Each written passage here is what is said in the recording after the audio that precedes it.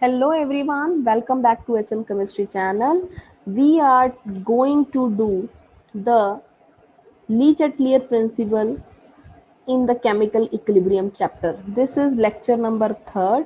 जिन्होंने lecture number 1, 2 नहीं देखा तो you can go to the playlist. Chemical equilibrium के चैप्टर चल रहा था जिसमें आज हम पढ़ने वाले हैं Le Chatelier principle. This is very very important principle. बहुत बहुत क्वेश्चन इसके ऊपर डायरेक्ट ही पूछे जाते हैं, काफ़ी पेपर्स में आते हैं ये. पिछले बार भी मास्टर केडर के पेपर में ये आया हुआ था. तो this is very very important area for MCQs. Le Chatelier principle होता क्या है? Firstly I will give you the definition, then we will do the applications of Le Chatelier principle. Le Chatelier principle क्या कहता है? It states that if equilibrium is disturbed by any factor, किसी भी कारण से अगर इक्विलिब्रियम डिस्टर्ब हो जाए, that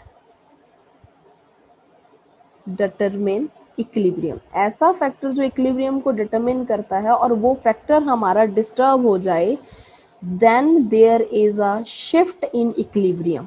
तो इक्विलिब्रियम शिफ्ट कर जाता है. किस डायरेक्शन में शिफ्ट करेगा?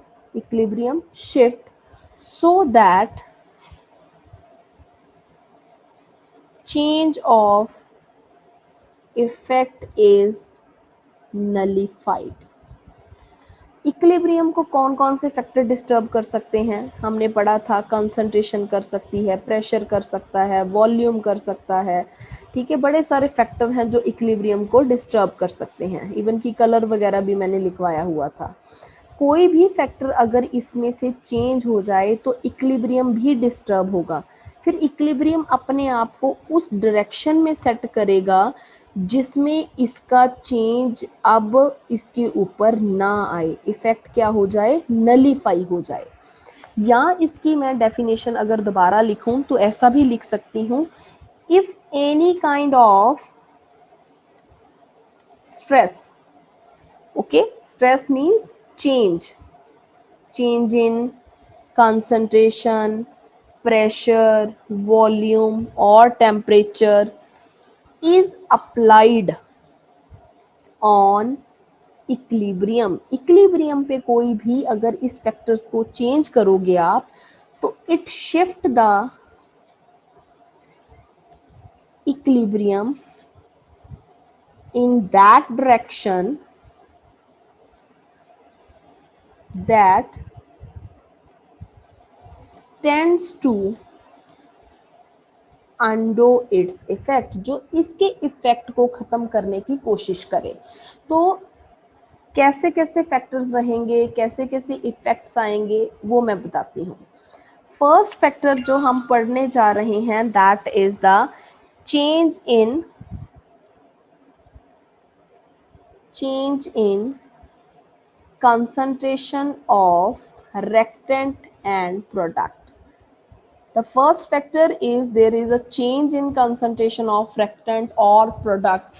तो what will happen to the equilibrium? Equilibrium किस डायरेक्शन पे जाएगा? पहली बात, इक्विलिब्रियम क्या था? कोई भी फॉरवर्ड डायरेक्शन और बैकवर्ड डायरेक्शन का रेट सेम, मतलब या तो डायरेक्शन फॉरवर्ड डायरेक्शन में जा सकती है या फिर वो बैकवर्ड डायरेक्शन में आ सकती है. तो यहाँ आपने याद रखना है, इफ रेक्टेंट इज इंक्रीजिंग, अगर कंसंट्रेशन रेक्टेंट की इंक्रीज हो रही है तो इक्विलिब्रियम शिफ्ट करेगा इन फॉरवर्ड डायरेक्शन. अगर कंसंट्रेशन ही रेक्टेंट की हमारे पास नहीं है, कम है, तो वो अगर ए की कंसंट्रेशन बहुत कम है तो वो बी कहाँ से बनाएगा? ठीक है, तो अगर कंसंट्रेशन आर की कम है, रेक्टेंट की कम है, तो इक्विलिब्रियम शिफ्ट करेगा इन backward direction, right. And if, उसी से रिवर्स में लिखने जा रही हूं, अगर मेरे पास, सॉरी दिस इज पी, ठीक है, this is P, sorry, reactant अगर इंक्रीज हो रहे हैं, अगर ए की कंसंट्रेशन इंक्रीज हो रही है तो कहाँ जाएगी रिएक्शन, फॉरवर्ड डायरेक्शन में, बी बनता जाएगा। अगर बी की कंसंट्रेशन ज्यादा है तो फिर क्या बनेगा, ऑब्वियसली ए बनेगा, बैक आएगी reaction. And if reactant concentration decreases तो इक्विलिब्रियम जो है हमारे पास वो भी बैकवर्ड डायरेक्शन में आएगा। ये ठीक था ऊपर, पर मैं दोनों का पेयर बनाना चाहती थी। अगर प्रोडक्ट की कंसंट्रेशन डिक्रीज हुई, इसकी कंसंट्रेशन डिक्रीज हुई, तो कंसंट्रेशन कहाँ पे आएगा, फैक्ट हमारा इक्विलिब्रियम शिफ्ट करेगा फॉरवर्ड डायरेक्शन में। ये चार चीजें हैं। रेक्टेंट अगर ज्यादा है, ए ज्यादा है, तो ऑब्वियस सी बात है बी भी उतना ही बनेगा। अगर बी ज्यादा है तो क्या बनेगा, ए ज्यादा बनेगा, बैकवर्ड डायरेक्शन होगी। अगर रेक्टेंट नहीं है, ए मेरे पास नहीं है, तो क्या ज्यादा है, बी ज्यादा है ना, तो भी बैकवर्ड है। अगर प्रोडक्ट नहीं है, प्रोडक्ट कम है, तो इसका मतलब रेक्टेंट ज्यादा है, तो डायरेक्शन कहाँ जाएगी, फॉरवर्ड डायरेक्शन में। तो दिस इज द थिंग। अब आपने क्वेश्चंस को कैसे अप्रोच करना है। फॉर एग्जाम्पल अगर मैं आपसे पूछूं, first direction is H2 gaseous plus I2 gaseous, it is going to give us 2HI gaseous। ठीक है, अगर मैं बोलूं इफ कंसंट्रेशन ऑफ H2 और I2, अगर मैं इसकी इंक्रीज कर दूं, किसकी कंसंट्रेशन इंक्रीज की मैंने, रेक्टेंट्स की, तो रेक्टेंट की कंसंट्रेशन अगर इंक्रीज करते हैं तो इक्विलिब्रियम कहाँ जाता है, फॉरवर्ड डायरेक्शन में। एफ लिखा है, इट मींस फॉरवर्ड डायरेक्शन। अगर इनकी कंसंट्रेशन को कम कर दूं तो कहाँ जाएगा, बैकवर्ड डायरेक्शन में। तो इस चीज को आपने अंडरस्टैंड करना है। For example carbon solid plus O2 gaseous, sorry CO2 gaseous, it is giving us 2CO gaseous, ये चीज है। तो now what we have to do, we have to see the effect of equilibrium. तो if concentration अगर हमारे पास of CO2 is increasing, if concentration of CO2 is increasing, reactant की concentration increase हो रही है, तो हमारे पास इक्विलिब्रियम कहाँ जा सकता है, equilibrium goes to forward direction, right.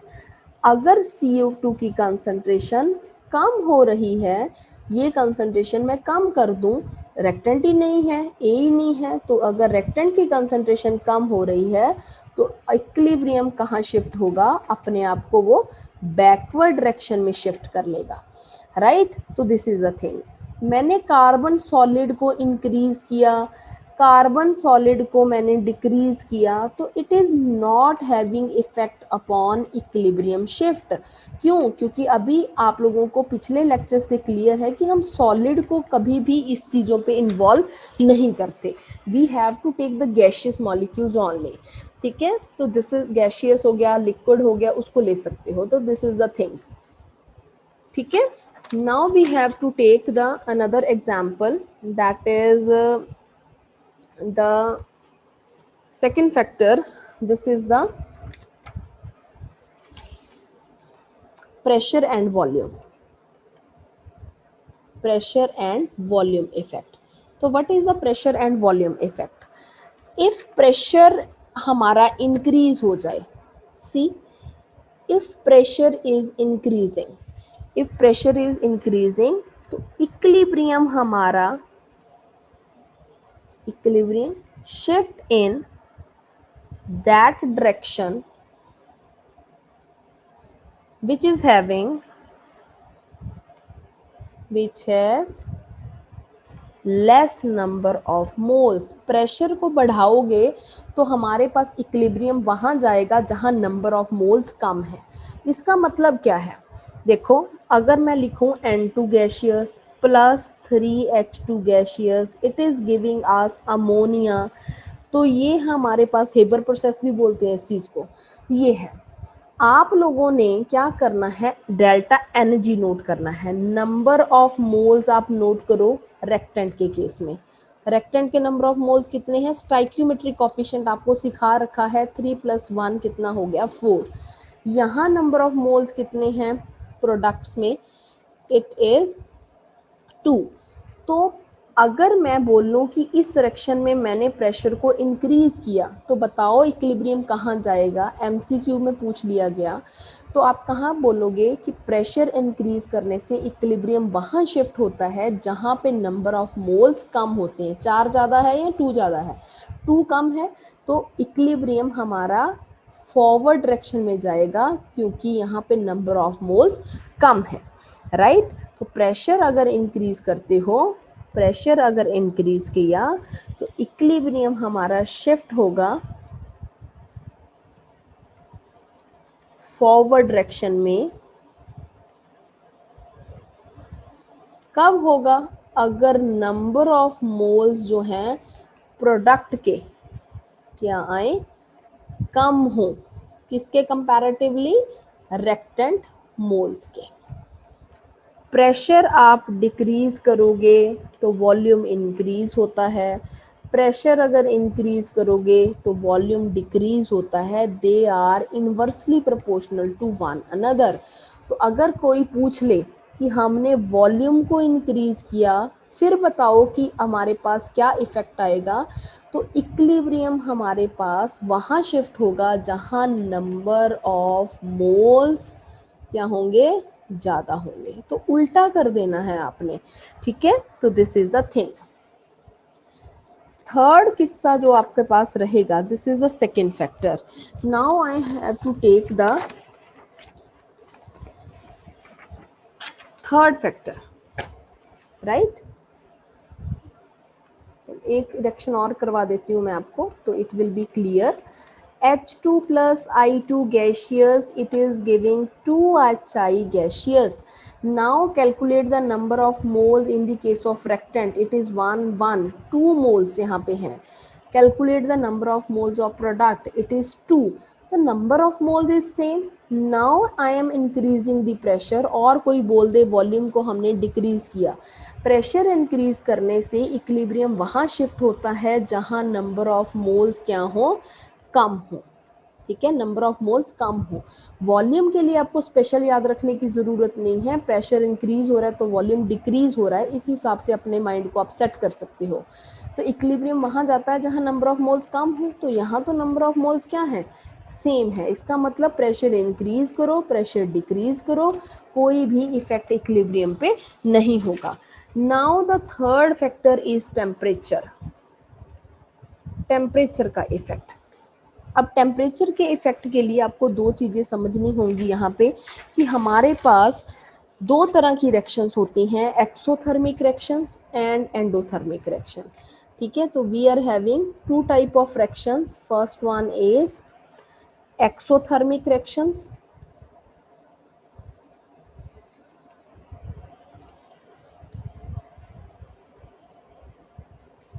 and this one is the second type, that is endothermic reaction.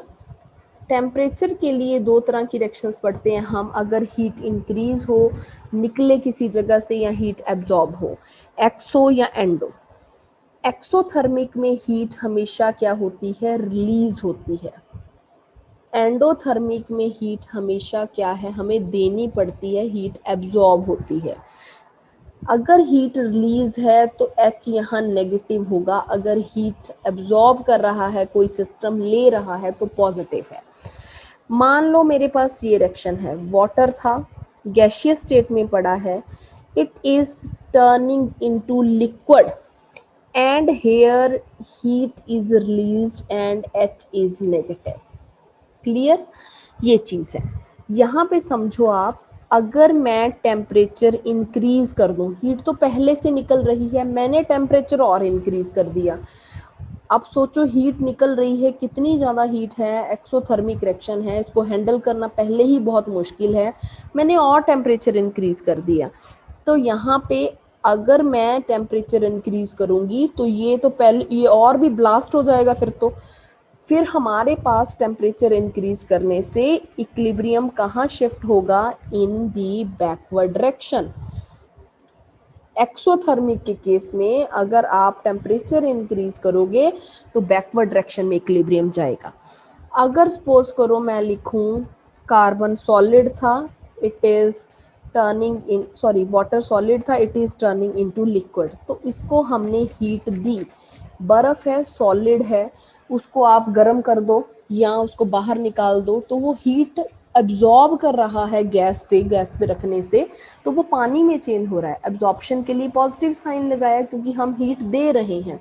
अगर यहाँ पे मैं टेम्परेचर इंक्रीज करूँ तो क्या हो जाएगा, उतनी ही जल्दी बर्फ का केस लेके चलो, आइस का केस लेके चलो, उतनी ही जल्दी ये लिक्विड में चेंज होगी। तो ये तो हमारे लिए इजी काम रहा। टेम्परेचर इंक्रीज किया तो इक्विलिब्रियम कहाँ शिफ्ट करेगा, इन दी फॉरवर्ड डायरेक्शन। तो देखो मैं हमेशा एक ही चीज़ बोलती हूँ, हमेशा इंटरेस्ट से पढ़ो। ये ली चैटलियर प्रिंसिपल आप लोगों ने बहुत बार पढ़ा होगा, तो बट आई एम कॉन्फिडेंट कि आपने इस तरीके से नहीं पढ़ा होगा। आप लोग प्लीज़ इंटरेस्ट से पढ़ा करो, रट्टा ना मारा करो। केमिस्ट्री बहुत बहुत ईजी है, अगर क्रैम करोगे तो बहुत मुश्किल है। ठीक है, तो दिस इज़ द थिंग। ठीक है, अब हमारे पास क्या आया, एक न्यूमेरिकल जिसको आपने करके दिखाना है मेरे को। अगर मैं लिखूं H2 plus I2, it is giving us 2HI gaseous plus 3000 calorie heat is given here. अगर तो हीट, अब ये न्यूमेरिकल में ना, this is the MCQ given in the IIT book.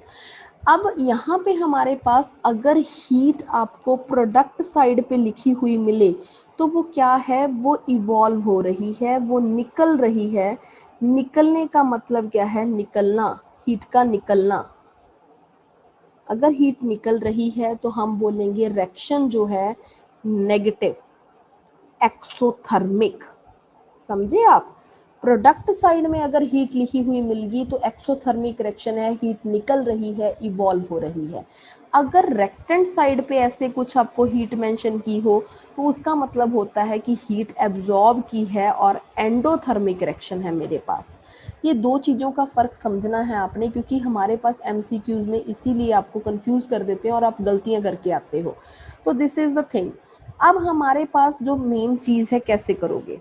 मैंने आपसे पूछा कि if I am increasing temperature, temperature मैंने यहाँ इंक्रीज कर दिया, तो आप मेरे को बताओ कि यहाँ पे इक्विलिब्रियम कहाँ जाएगा। हीट पहले से निकल रही है, टेम्परेचर मैंने और बढ़ा दिया, तो भाई कैसे हैंडल करेंगे इसको, हम नहीं हो सकता ना। तो इक्विलिब्रियम कहाँ शिफ्ट होगा, equilibrium shift in backward direction. तो in this way you have to जज इन द रिएक्शंस, कि आपको रिएक्शंस को कैसे इसको जज करना है। अगर मैं मान लो वही रिएक्शन हेबर प्रोसेस वाली लिखूं, H2 plus 3NH2 plus 28.4 kilo calorie per mole heat is given, it is giving us ammonia gaseous. तो व्हाट इट मीन्स, यहाँ पे मीनिंग है कि यहाँ जो हमारे पास हीट रेक्टेंट साइड दी गई है, तो जो ये हीट है वो क्या की गई है, सिस्टम ने एब्जॉर्ब की है। मतलब रिएक्शन क्या है, एंडोथर्मिक। हम दे रहे हैं हीट, तभी H का साइन हमारे पास पॉजिटिव आएगा।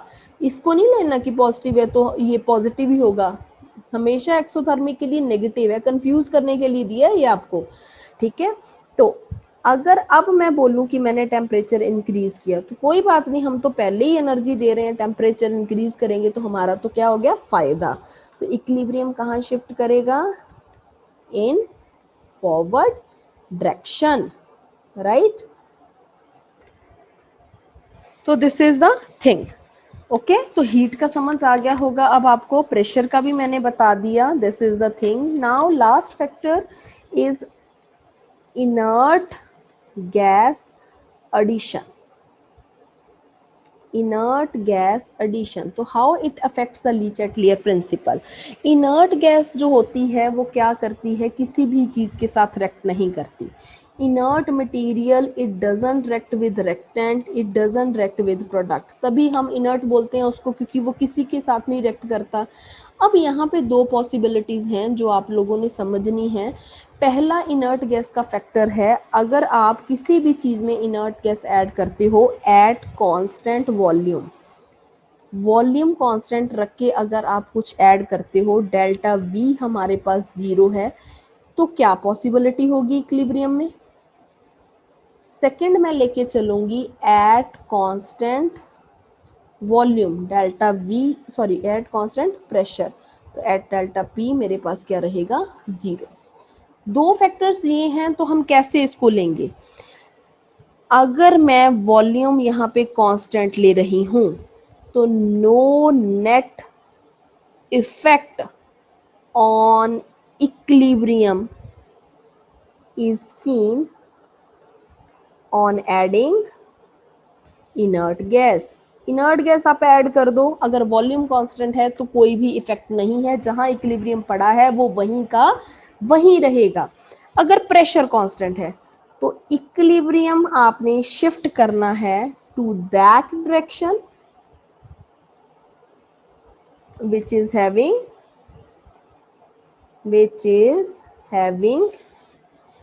मोर नंबर ऑफ मोल्स। याद है आपको अपने प्रेशर के केस में लेसर नंबर ऑफ मोल्स पे किया था।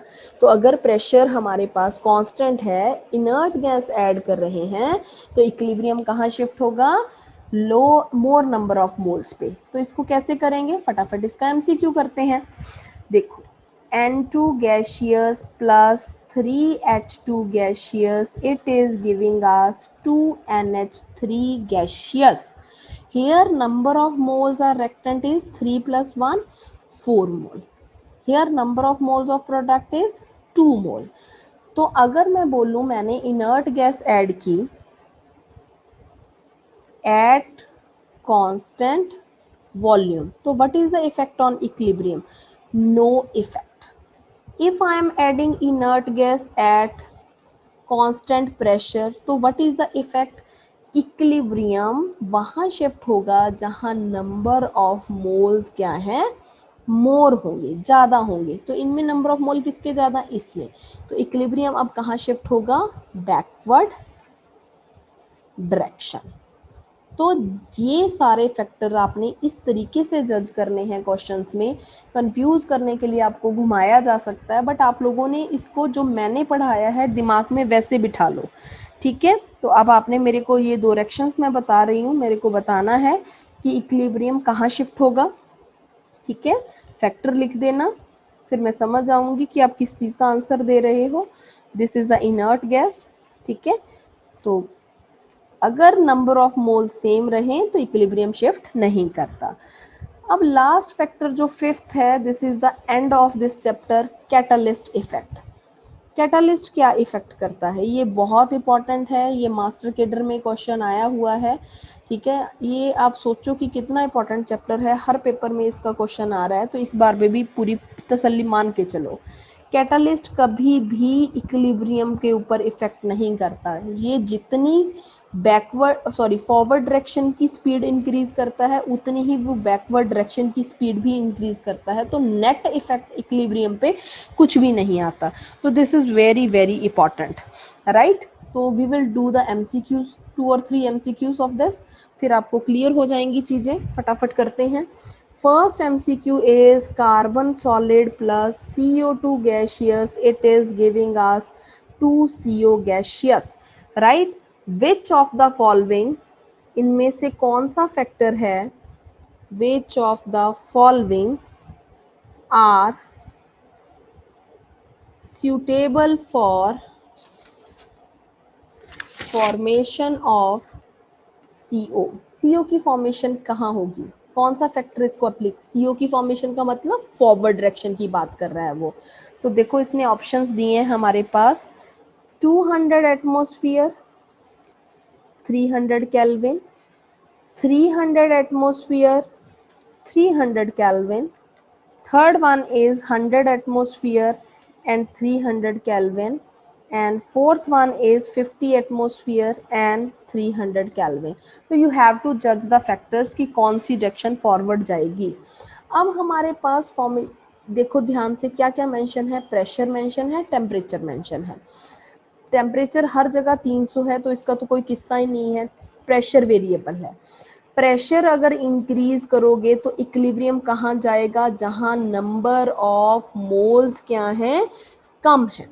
नंबर ऑफ मोल्स चेक करो, number of moles of the reactant is 1, number of moles of product is 2, solid को नहीं लेना तो एक ही बचा, नंबर ऑफ मोल्स कहाँ पे है ज़्यादा, 2, ठीक है, प्रोडक्ट के मोल ज़्यादा हैं। तो इसका मतलब अगर प्रेशर इंक्रीज कर दिया आपने तो हमारे पास जो है इक्विलिब्रियम वो फॉरवर्ड डायरेक्शन में जाएगा, ठीक है।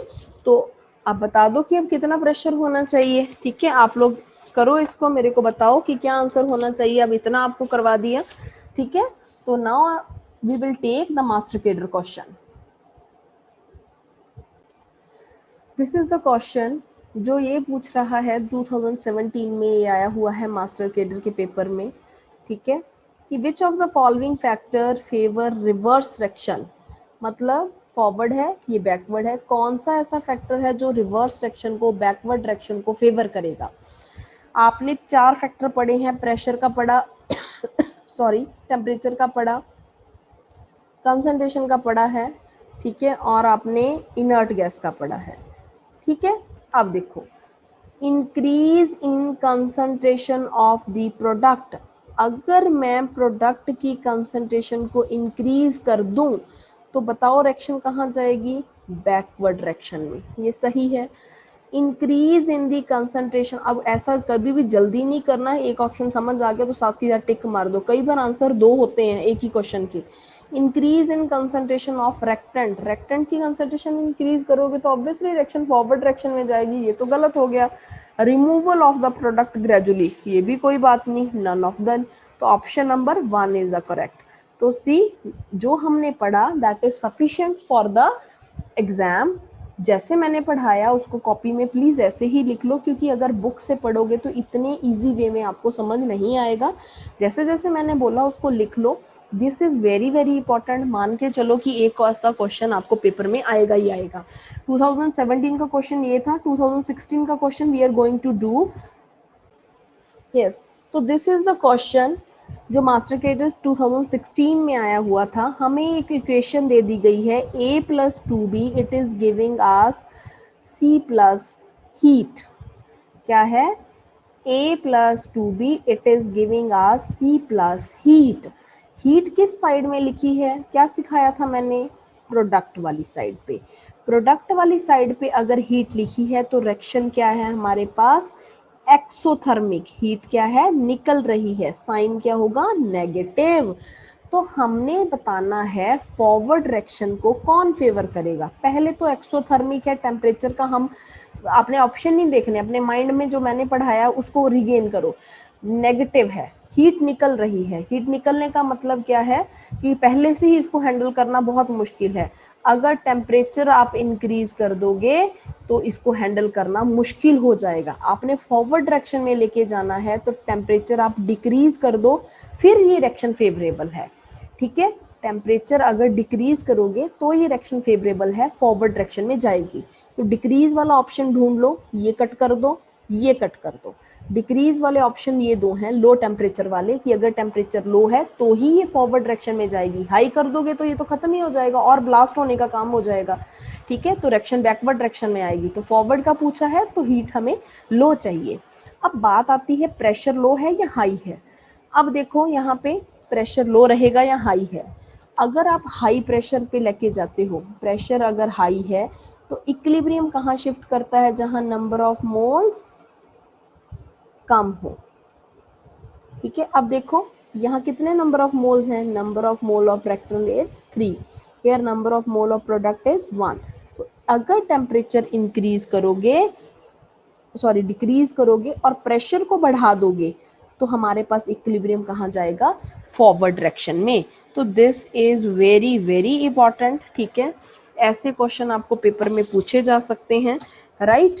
तो इसके साथ से सारे क्वेश्चन जितने भी आपको किसी बुक में मिलते हैं तो आप उसको ट्राई करिए, this is very very important, ठीक है। तो किसी भी बच्चे को कोई प्रॉब्लम आती है तो you can ask me in the comment box, questions के आंसर मेरे को बताइए। And I just want to say thank you to everyone. बहुत बच्चों ने मेरे को मैसेज किया for knowing my health condition, my shoulder is fractured due to some injury, तो मैं मूव नहीं कर पा रही थी and I am not able to upload the video. ये पूरा मंथ ऐसा ही निकल गया, तो I am sorry for that. And thank you for your love and support, जिन्होंने मेरे को इतने मैसेज किए वीडियोस के regarding that you are missing me. Okay, सच में मिस कर रहे थे? कमेंट बॉक्स में मेरे को बताओ कि आपने कितना मिस किया वीडियोस के रिगार्डिंग मेरे को। तो कोशिश करेंगे कि आगे से ये वीडियोस ऐसे ही रेगुलर बेसिस पे अपलोड करती रहूँ मैं। और प्रेयर करो भगवान को कि मेरी हेल्थ कंडीशन जल्दी जल्दी ठीक हो जाए। और पढ़ते रहो, खुश रहो, कभी भी केमिस्ट्री को टेंशन मान के नहीं पढ़ना। जितना इजी समझ के, जितना प्यार से इसको पढ़ोगे, खुश होके पढ़ोगे, तो उतनी ही केमिस्ट्री इजी लगेगी, right?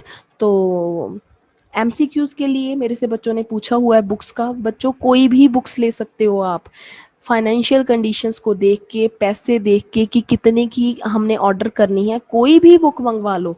Just it is your practice. ये नहीं कि हमने एक बुक उठा ली, मैं ये बोल दूंगी तो वही, चाहे वो बुक 1500 की हो। हमें ये मतलब नहीं है कि बुक 100 की है, 200 की है, आपने प्रैक्टिस करनी है। आप कोई भी बुक अमेजोन से देख के ऑर्डर कर लीजिए, उसी के अकॉर्डिंग आप प्रैक्टिस करते रहिए। आई होप आपको ये सेशन पसंद आया होगा। लाइक करिए, अगर पसंद आई वीडियो तो कमेंट भी करके जाइए। और मेरे को कितना मिस किया फटाफट बताओ मेरे को। और अगर चैनल को सब्सक्राइब नहीं किया तो प्लीज़ इट्स रिक्वेस्ट, सब्सक्राइब कर लीजिए चैनल को। मिलती हैं जी एक नई वीडियो में, तब तक के लिए बाय बाय।